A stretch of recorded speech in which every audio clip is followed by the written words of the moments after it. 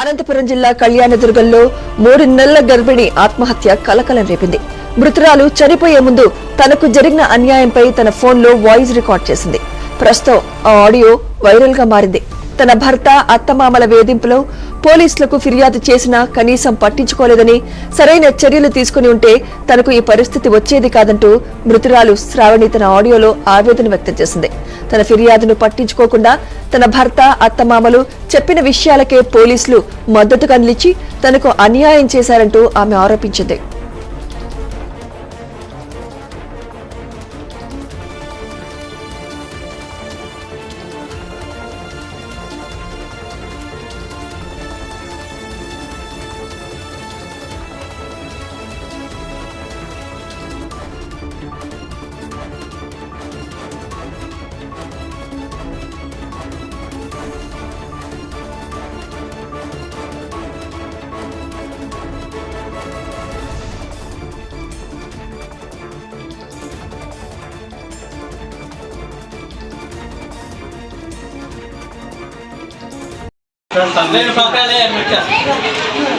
Last ఈఎంకి 12 బంగారు 10 లక్షలు ఖర్చు పెట్టి పెండింగ్ చేసేసాను.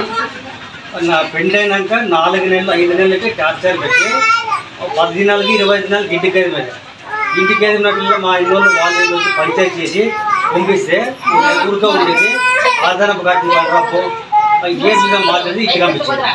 అట్లా 20 పంచాయతీ పోలీస్ స్టేషన్ 4 కంప్లీట్ ఇచ్చినా కూడా పోలీస్ 14 కంప్లీట్లు నాకు వైద్య రమేష్ పూజము శర్మ పూజము ఎమ్మెల్యే కిరీట్ ఖరాబు నాకు ఏమన్నా చేసుకోమంటాడు.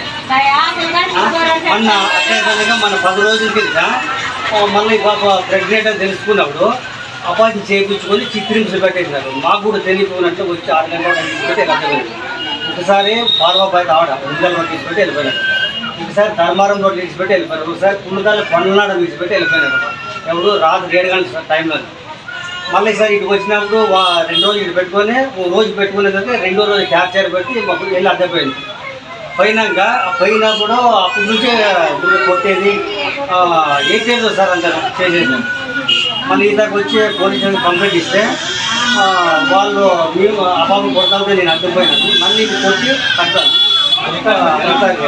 గాయపడుతుంది. మళ్ళీ పోలీస్ స్టేషన్ రిపోర్ట్ ఇస్తే హాస్పిటల్కి పోయి మీరు అడ్మిట్ కాండి అది వాళ్ళు వచ్చి ఎఫ్ఐఆర్ చేస్తారని చెప్తారు. ఆధార్ పైన కూడా మళ్ళీ మేము ఇచ్చిన కంప్లైంట్ తీసుకోలేదు. వాళ్ళు ఇష్టాన్ని సరే రాస్తారు. మేము జరిగిన చెప్పునే వద్దంటాడు. మీరు ఆడ చెప్పుకోండి ఎఫ్ఐఆర్ దండ రాస్తారు అంటారు.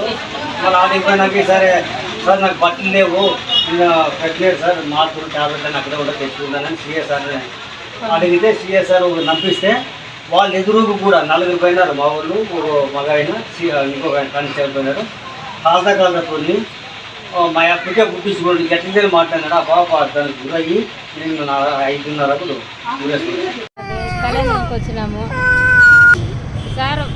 పెళ్ళైనప్పటి నుంచి ఒకటే టార్చర్ సార్. ఆ పాపకు పెళ్ళైనాక 6 నెలల నుంచి ఒకటే టార్చర్ సార్. పాప నిలిచినప్పటి నుంచి శ్రావణి సార్. పాపకు నిలిచినప్పటి నుంచి పుట్టినింటికి పంపిస్తాడు సార్. వాడు పొద్దున పూట్లు పంపిస్తాడు. సాయంత్రం తలక బ్యాగ్లకు బట్టలు పెట్టుకుని ఏడ్చుకుంటూ పోవాల్సిందే సార్. పాప అట్లా చేసినాడు సార్.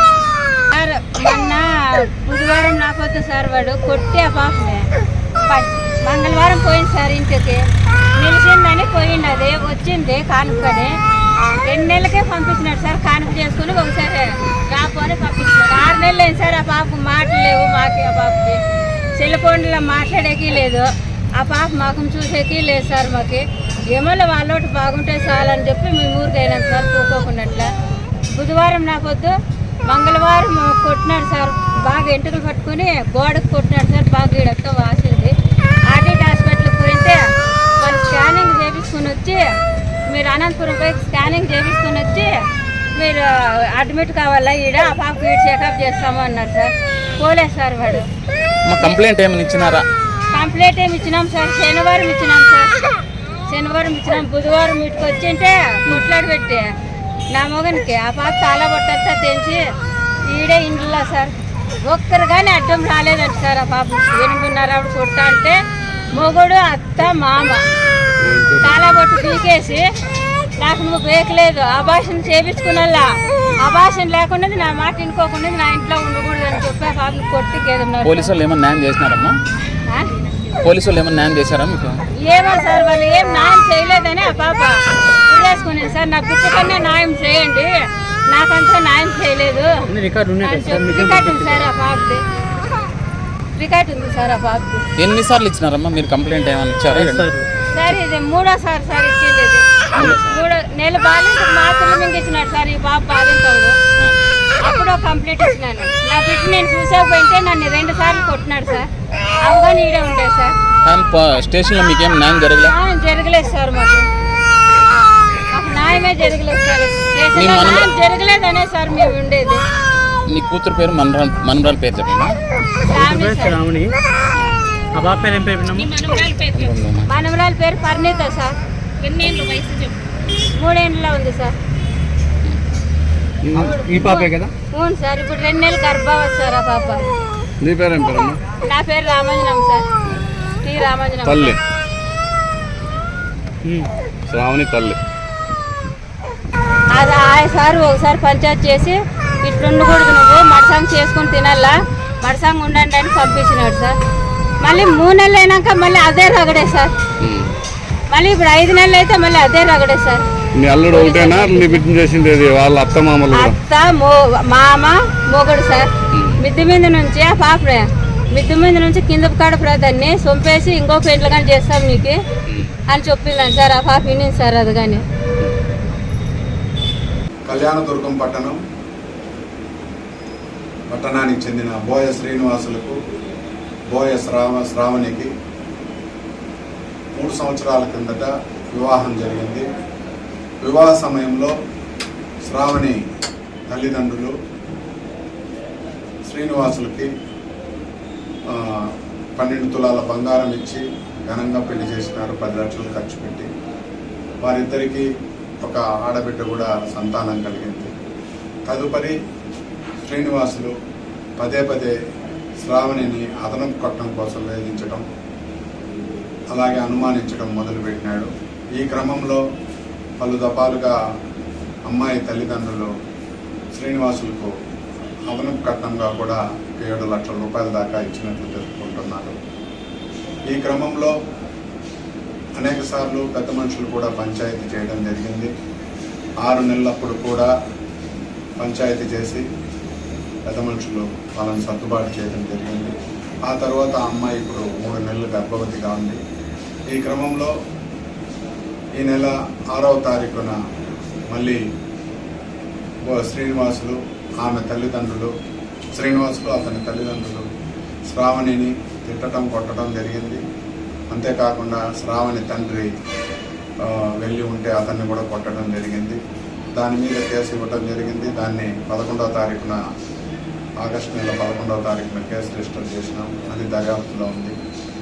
ఈ క్రమంలో శ్రావణిని ఆమె తండ్రి అతని ఇంట్లోకి తీసుకుపోవడం జరిగింది. ఒక వారం 10 రోజుల నుంచి శ్రావణి అమ్మగారి ఇంట్లోనే ఉంటూ నిన్న సూసైడ్ చేసుకోవడం జరిగింది. తల్లిదండ్రులు ఇంకా మిగతా బంధువులంతా కూడా శ్రావణి భర్త అతని తల్లిదండ్రులు పెట్టిన హరాస్మెంట్ వల్లనే, అదనపు కట్నం కోసం వేధించడం వల్లనే మరణించింది, సూసైడ్ చేసుకుందని తెలియజేసినారు. ఎంఆర్ఓతో ఇంక్వెస్ట్ చేస్తున్నాం. గారి ఆదేశాల మేరకు ఈ కేసు దర్యాప్తును కళ్యాణదుర్గం డిఎస్పీ అయిన నేనే తీసుకుంటున్నాను. ఈ కేసు పూర్వపరాలు విచారించి నిందితుల మీద కఠినమైన చర్యలు తీసుకుంటాం. మా వారి వైపు నుంచి కూడా ఏదైనా ల్యాప్సెస్ ఉంటే వాటి మీద కూడా క్రమశిక్షణా చర్యలు తీసుకుంటాం.